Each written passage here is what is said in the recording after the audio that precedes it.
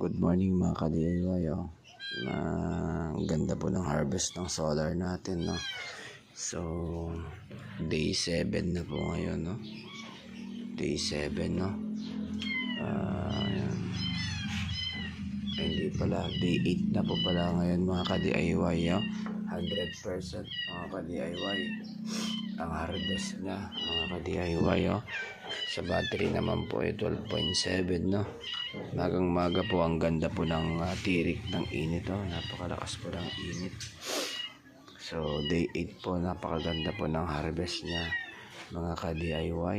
Napakaganda talaga pag naka-solar ka mga ka-DIY. Yan ang mga ka-DIY, naka-solar na po tayo, no? Ang output na po natin ay solar na po.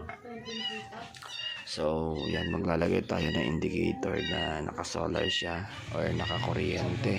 Kasi naka-dual po kasi ito, AC/DC po siya, no? Na kumbaga naka-kuryente rin siya pag lobat din yung baterya kasi continuous kasi yung ilaw natin mga ka-DIY. Ito po kasing setup ko po mga ka-DIY, hindi lang po solar siya, kumbaga pag gusto ko pong kuryente kasi ito na po yung continuous na ginagamit ko mga ka-DIY, hindi lang pang emergency. Sorry, kagigising lang po natin kaya atching tayo ng atching.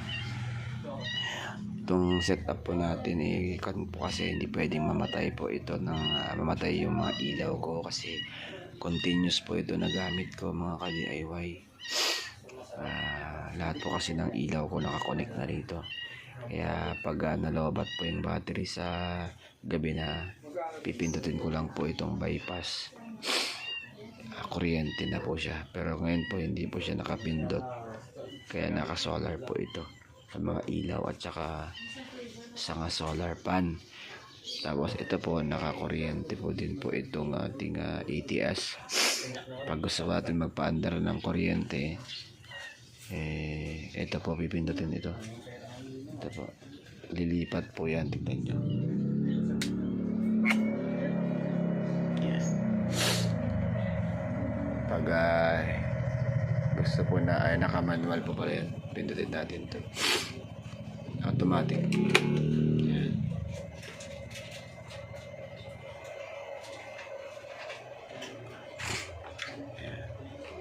So yan, pag gusto nating hindi, patayin natin ito. Yan po mga ka-DIY. So yan na mga ka-DIY, in-update ko lang kayo, day 8 na po natin. Bye bye.